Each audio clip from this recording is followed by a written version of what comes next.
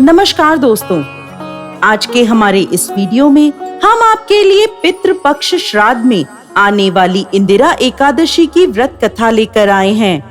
एक समय भगवान श्री कृष्ण से युधिष्ठिर महाराज पूछते हैं, हे मधुसूदन, अश्विन मास के कृष्ण पक्ष में कौन सी एकादशी आती है तथा इसका महत्व क्या है?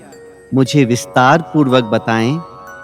तब भगवान श्री कृष्ण कहने लगे, हे महाराज युधिष्ठिर, अश्विन मास की कृष्ण पक्ष में आने वाली एकादशी का नाम इंदिरा एकादशी है और इस व्रत का पालन करने से मनुष्य अपने पाप कर्मों को नष्ट कर देता है।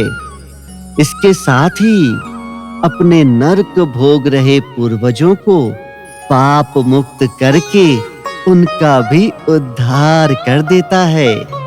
इस व्रत का पालन करने वाले व्यक्ति को अश्वमेघ यज्ञ के समान ही फल प्राप्त होता है। युधिष्ठिर, इंदिरा एकादशी के व्रत का महत्व सुनाते हुए भगवान श्री कृष्ण ने महाराज युधिष्ठिर को कथा कहना प्रारंभ किया। सतयुग के समय में माहिष्मती नगरी में इंद्रसेन नाम का अत्यंत पराक्रमी और यशस्वी राजा राज्य करता था। राजा इंद्रसेन ने अपने समस्त शत्रुओं का संहार कर दिया था। वो भगवान श्री हरि विष्णु के परम भक्त थे। अपना हर कार्य भगवान श्री हरि के नाम के उच्चारण से प्रारंभ करते थे। भगवान विष्णु की कृपा से उनके राज्य में धन धान्य, पुत्र पौत्र और समस्त सुख ऐश्वर्यों से संपन्न था। एक दिन राजा इंद्रसेन अपनी प्रजा के मध्य बैठे भगवत चर्चा कर रहे थे। तभी उन्होंने आकाश मार्ग से भगवान श्री हरि के परम भक्त दिव्यमान नारद मुनि को धरती पर उतरते हुए देखा। राजा ने अपने दोनों हाथ जोड़कर नारद मुनि को प्रणाम किया और उन्हें अपने महल में पधारने का आग्रह किया। महल में राजा इंद्रसेन ने नारद मुनि को उचित आसन प्रदान किया और उनका आदर सत्कार किया। राजा के इस आतिथ्य से प्रसन्न होकर नारद मुनि ने राजा इंद्रसेन से 3 प्रश्न किए। नारायण नारायण। हे राजन, क्या आपके राज्य के 7 अंग कुशल हैं? क्या आप अपनी प्रजा के विषय में विचार करते हैं? क्या आप भगवान श्री हरि की सेवा के प्रति अधिकाधिक समर्पित हैं? राजा इंद्रसेन ने उत्तर देते हुए कहा, हे मुनिवर, श्री हरि की कृपा से मेरे राज्य में 7 अंग कुशल हैं। मैं अपनी प्रजा का संतान की तरह पालन पोषण करता हूँ और अपना अधिकतर समय भगवान श्री हरि विष्णु की भक्ति में समर्पित करता हूँ। हे ऋषि श्रेष्ठ, आप मुझे अपने यहाँ आने का कारण बताएं। तब नारद मुनि बोले, वो क्या है ना राजन, जब मैं ब्रह्मलोक से यमलोक में पहुँचा तो वहाँ मैंने यमराज की सभा में आपके पिताश्री को देख लिया।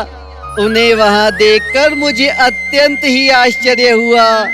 जब मैंने उनकी यमलोक में उपस्थिति का कारण उनसे पूछा, तब मुझे ज्ञात हुआ कि वह तो अत्यंत ही धार्मिक राजा थे, परंतु उन्होंने एकादशी व्रत का पारण समय से पहले ही कर दिया था। इसीलिए वह यमलोक की यात्रा भुगत रहे हैं। उन्होंने आपके लिए एक संदेश भेजा है। हे पुत्र, तुम नियम पूर्वक आने वाली इंदिरा एकादशी का पालन अवश्य करना, जिससे कि मैं अपने पूर्व जन्म के पापों से मुक्त होकर स्वर्ग लोक जा सकूं। नारद मुनि आगे बोले, हे राजन, मैं तो यहाँ आप तक आपके पिताश्री का संदेशा पहुँचाने आया हूँ, जिससे आप एक आदर्श पुत्र बनकर आने वाली इंदिरा एकादशी का व्रत नियम पूर्वक करें और अपने पिताश्री को यमलोक से मुक्ति दिला सकें। नारद मुनि की बात सुन राजा इंद्रसेन जिज्ञासा पूर्वक पूछने लगे। हे मुनिवर, इस एकादशी का व्रत और उसका पालन कैसे करूं? कृपा करके आप मुझे उसका ज्ञान प्रदान करें। तब नारद मुनि बोले, अश्विन मास के कृष्ण पक्ष में आने वाली यह इंदिरा एकादशी है। दशमी के दिन भगवान विष्णु की श्रद्धा पूर्वक पूजा अर्चना करें, अपने पूर्वजों को यज्ञ आहुति अर्पित करें। दशमी के दिन एक बार से अधिक अन्न ग्रहण ना करें और भूमि पर शयन करें। एकादशी के दिन ब्रह्म मुहूर्त में उठकर भगवान के सामने एकादशी व्रत का संकल्प करें।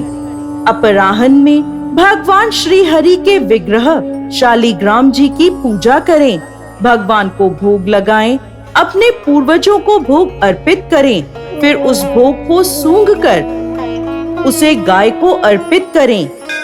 इसके पश्चात रात्रि में श्री हरि के भजन कीर्तन करें। फिर द्वादशी के दिन पूरे भक्ति भाव से ब्राह्मणों को भोजन कराएं और पारण के समय स्वयं भी भोजन ग्रहण करें। इस प्रकार इंद्रियों को संयम में रखते हुए एकादशी व्रत का पालन करें।